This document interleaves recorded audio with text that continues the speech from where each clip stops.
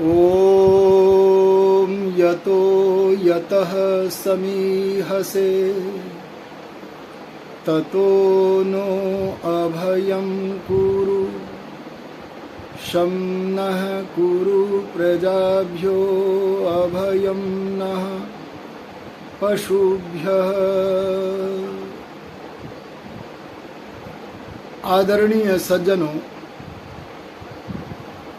वर्तमान ज्येष्ठ शुक्ला एकादशी विक्रमी संवत 2081 तदनुसार 17 जून 2024 के दिवस ईद उल अजुहा अर्थात बकरीद के नाम से पशु हत्या का पाप अनेक स्थानों पर किया जाएगा।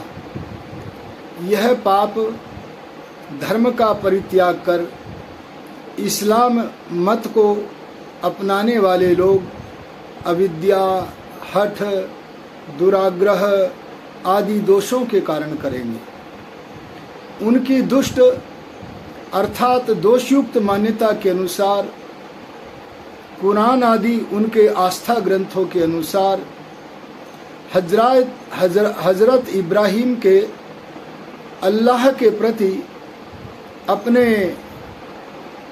बेटे को कुर्बान करने के दिवस की स्मृति में मनाया जाता है। उनकी मान्यता के अनुसार हजरत इब्राहिम ने एक स्वप्न देखा। उस स्वप्न में ईश्वर ने परीक्षा लेने के लिए उपस्थित होकर कहा कि आप अपनी प्रिय वस्तु को हमारे लिए कुर्बान करो।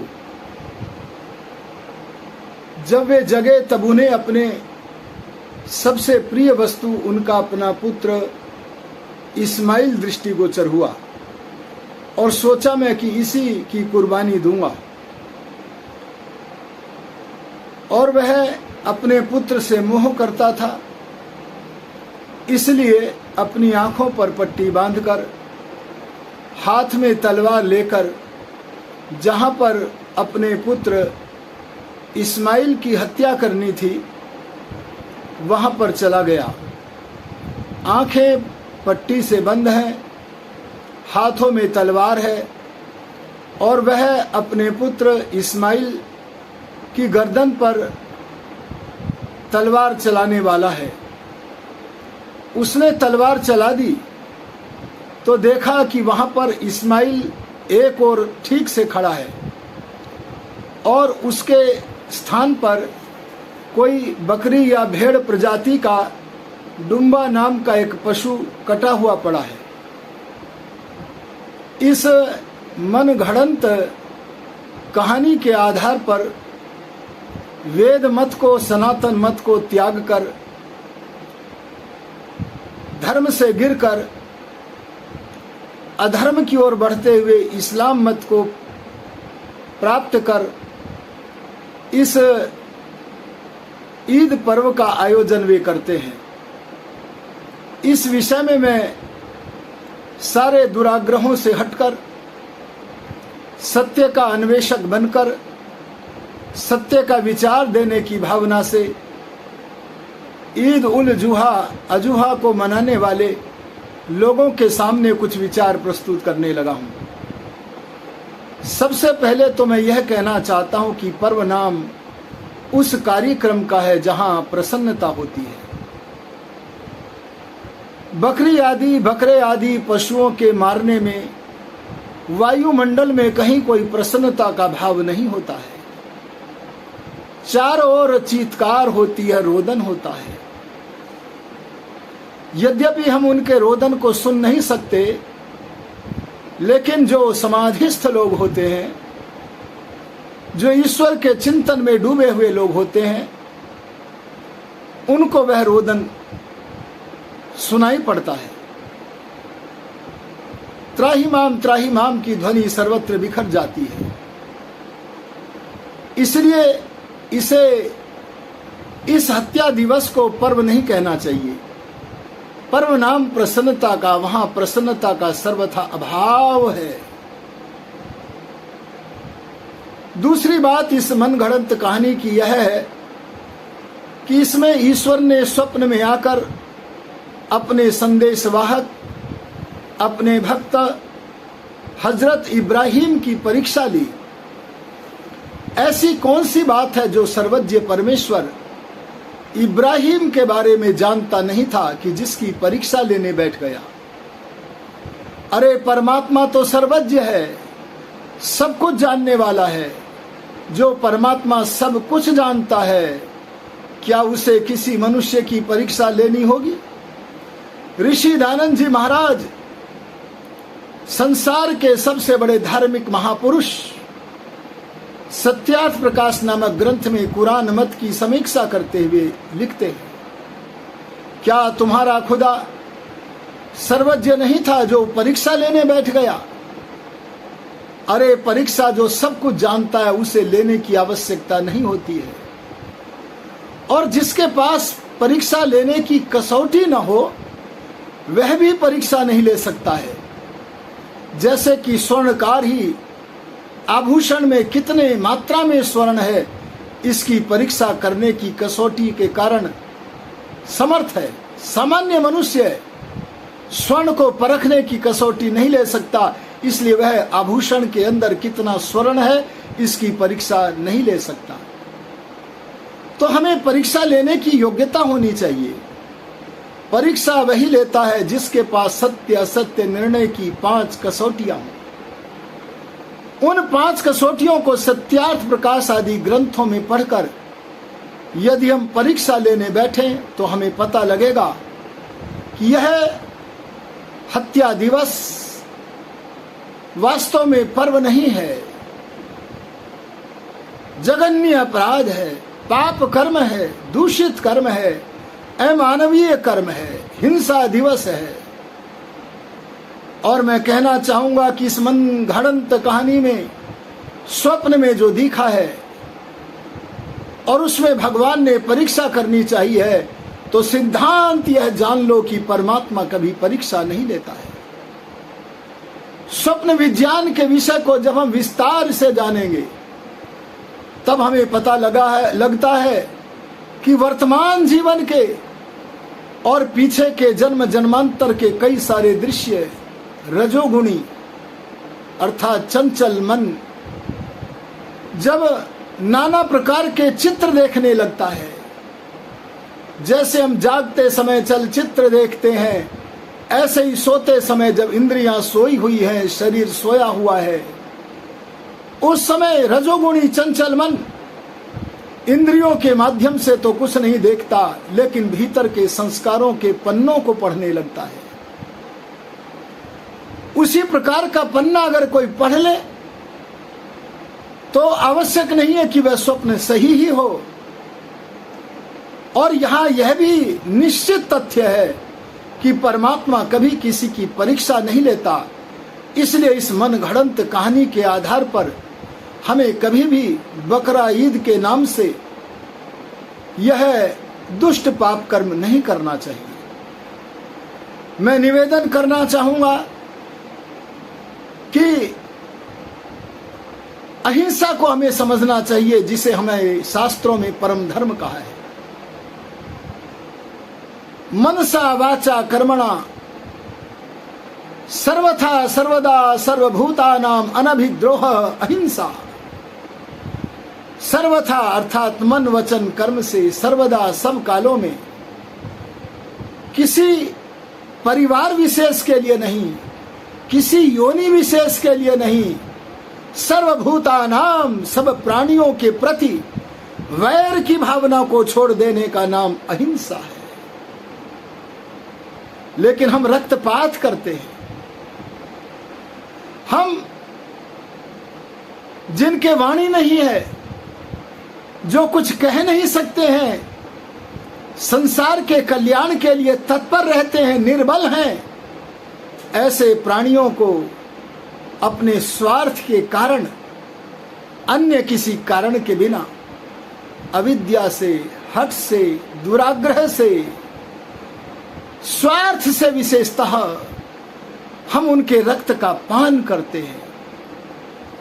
हमारा मन तब इतना कलुषित हो जाता है कि हम धर्महीन होकर यह विचार करने में भी समर्थ नहीं रहते कि मांस मनुष्य का भोजन नहीं है। हम यह विचार करने में भी समर्थ नहीं होते कि मांसाहारी को कभी परमात्मा का प्रत्यक्ष नहीं होता, समाधि नहीं लगती। अरे ज्ञान प्राप्त करना है तो ईश्वर की कल्याणी वाणी वेद, वे वेदानुकूल ब्रह्मा से लेकर दयानंद पर्यंत ऋषियों के ग्रंथों का अध्ययन करो, स्वाध्याय करो। अगर ज्ञान प्राप्त करना है तो विचार करो। अरे अगर ज्ञान प्राप्त करना है तो ईश्वर का अनुग्रह प्राप्त करो। लेकिन मांसाहारी मनुष्य न तो स्वाध्याय करने में समर्थ होता है, न विचार करने में समर्थ होता है, न ईश्वर का अनुग्रह प्राप्त करने में समर्थ होता है। वह पापी तो अपने पाप कर्मों के कारण दल दल में ऐसा फंसता चला जाता है कि वह अगर कभी निकलने का भी प्रयत्न करे तो निकलने में समर्थ नहीं हो पाता है। इसीलिए मैं मुस्लिम लोगों को, कुरानी लोगों को संबोधित करते हुए कहूँगा कि आप बकरीद पर्व के नाम से इस पाप कर्म को त्याग करो।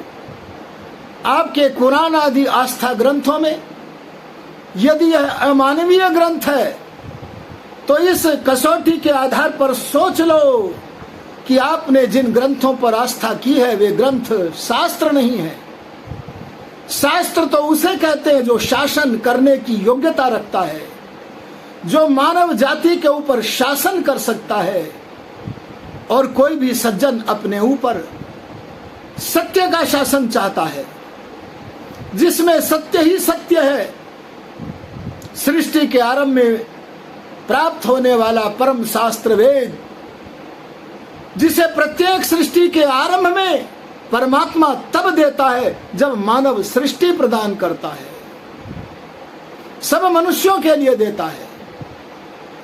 और उसके पश्चात ऋतम भरा प्रज्ञा के धनी, सत्य परिपूरित बुद्धि के धनी जो योगी लोग होते हैं, वे भगवान से पूछ पूछ कर हमारे कल्याण के लिए जो लेखन करते हैं, उस लेखन का नाम शास्त्र है।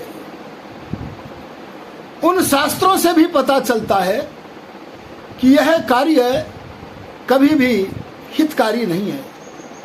देखो, हमें अपने लिए जो प्रिय है वही हम दूसरे के लिए करें।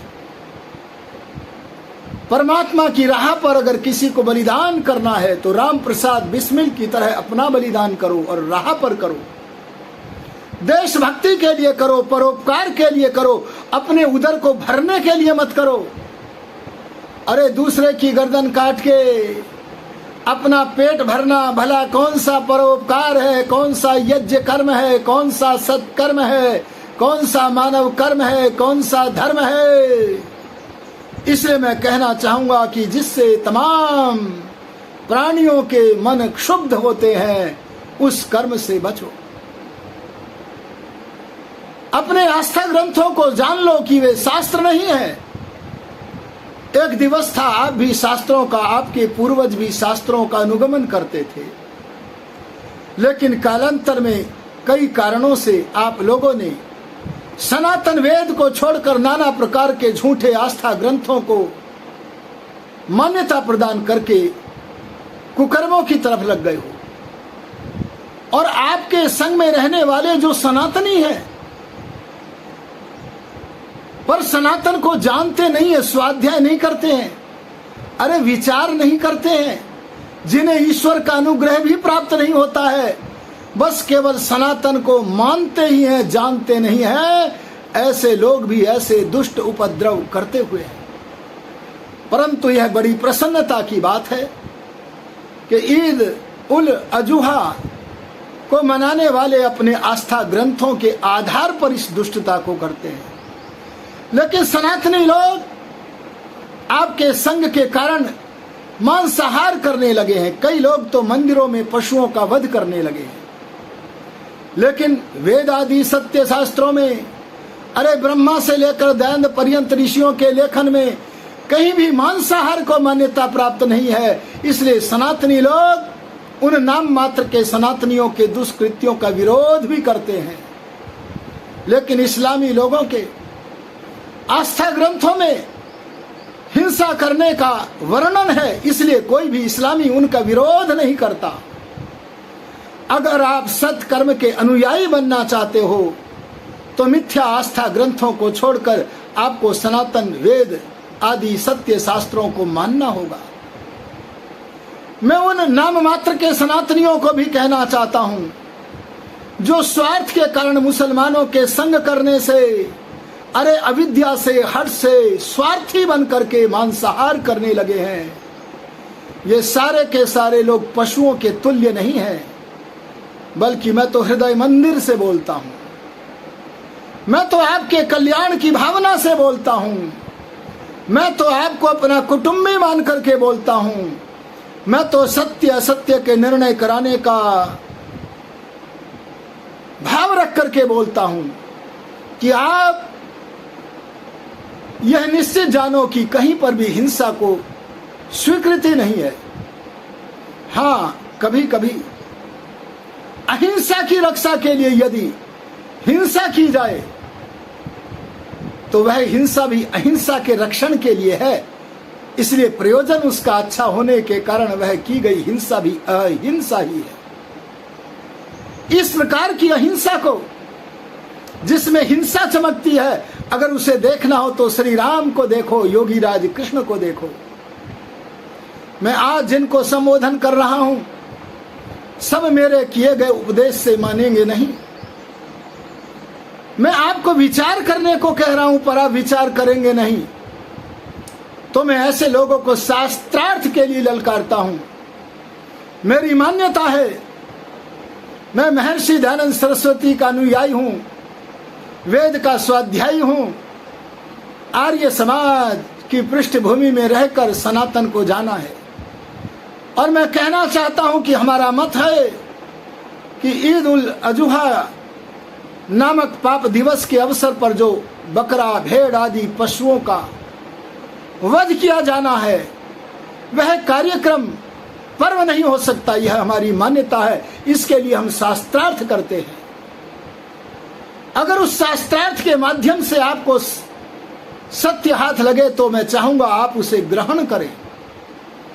और इसके साथ साथ इस पर भी जो न माने उन दुराग्रही लोगों के लिए तो केवल एक ही साधन है, राजा उन्हें दंड दे।